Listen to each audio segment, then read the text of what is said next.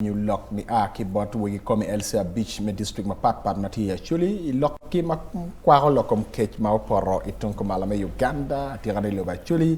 gitika lekku cham ka chel ki kori me konyo dane kar ma cheng tikari na tek man kech mo poro na wo amero winyo tam papat pe kar ro mene mo we be kar me go duro bod gamente ka da lock me kech atamoni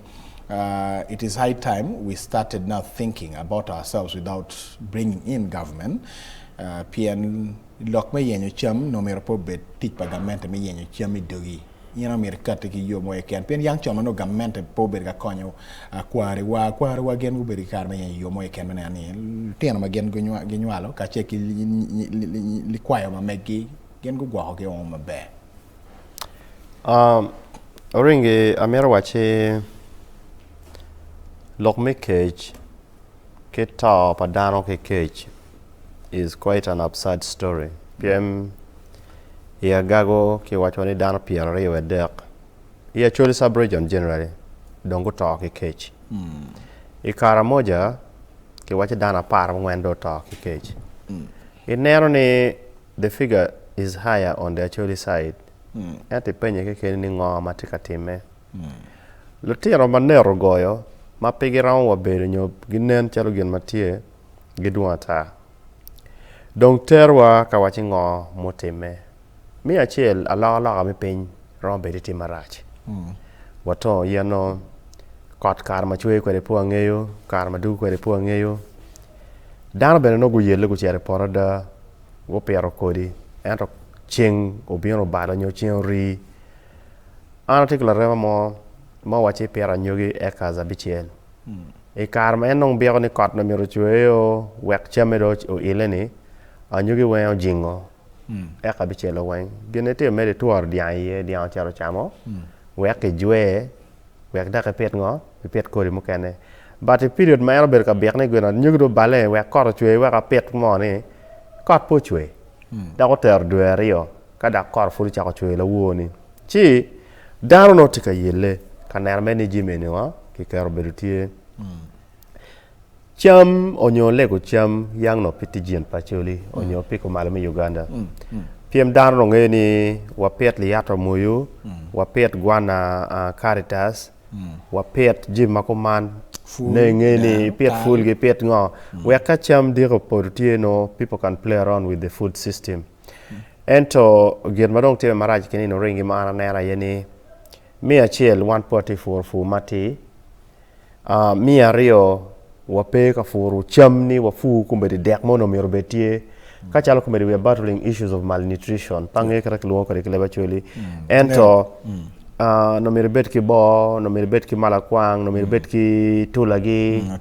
otigu de gi no biting what no betie makari kupi mai di kwere mi kwewi kot muchwe chabera di mon eni no romo konya ki dong bena pi mo wan lo en ki jemi gi tengai wa ki ngogene ingeni porna mon eni mi ratem gena kuman but la ko fu mo wan lo eni makloni kitchen farming kitchen ni eni fu mi jokon pm no e furo wek dire bet ki mon mi achama ene dong pe ka time gen mo kana me munyo ma pe ka time yan ma tika don yang no ka don ot pa mama na madit to twale jokon ti dan ot ke nera kama chigri beri kama kero ti yene no ki onyo lugi kodi koda nyogi no ke bano tere ke tueyo ke kerge komtan you really see tot po bodo yaga tot bene pe chamo bene pe balle bene pe tibungo kal kon tabi adon mangeni utigu ene mabojo no utigu luoka kake tor ke poro ke tor mon tima ke tor mere ke tiene ni chike bino ke chome ite i dan ot inon jim ene weng no gitie makikar ke kenyo kidong wabere ke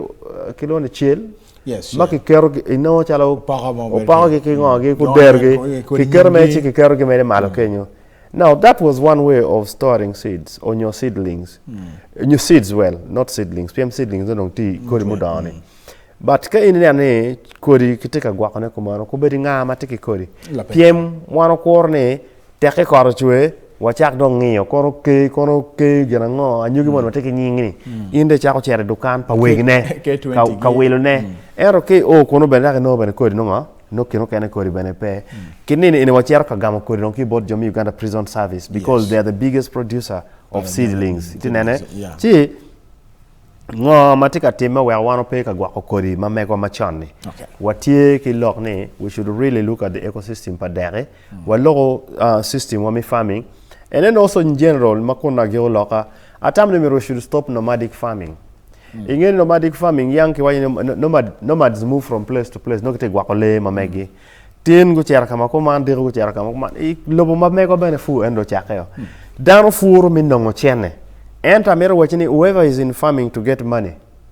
is not going to get money. Money comes with clear farming, value addition, storage must be right. Roma, when I was in my journalism class, if you came to journalism class or you came to journalism because you think you're going to get money, you're going to be poor forever. You're going to be famous, you're going to have the best network, you're going to have the best connection, you'll call everybody in this country, they'll respond to you, but it doesn't quantify, it doesn't qualify to be money. Any Roma ki farming mati ko marami Uganda. Any farmer who goes to do farming, near mero chene, maybe no, because a team of farming with intentions to get money, and you're disappointed in one of the seasons, the whole guts of farming renyo. And perdon chaka kenyu. All right. Line wa benete tuolo pat robal la rubi be karbe gamal chim mamegi tamamegi wamiro winyi lokom cake maupore ya chuli karamoja waneno na nene video Prime Minister Robin Anabanja Kachel ki ministers magi aki karamoja including minister in charge of relief and disaster preparedness again go flagging off Acholi Cham I Karamoja Sub-region ya chuli kono chamu ka wena pia ngamendo kero billion pira beach for Karamoja billion pira ngwen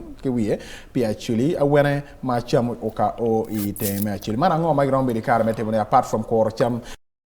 mete me lo me Uganda kila bero pa moranga nyo kila pa mo eroni ramo cham pe due maro mene me ko kot batika bino ka kono ko ero bino kono ngo mo mere ke bete kar mete man chalo yen imeti kanana way ku de opinion matien iti woda chuli woda lu iti luo ki come ingyo ma be ket ba kware way yang chon gen go be ka gwako kere kori ka chel ke cham no ka check ki por ge gwako ni wo mero winyu be tami ango manongira mo be kar mete ma be ikum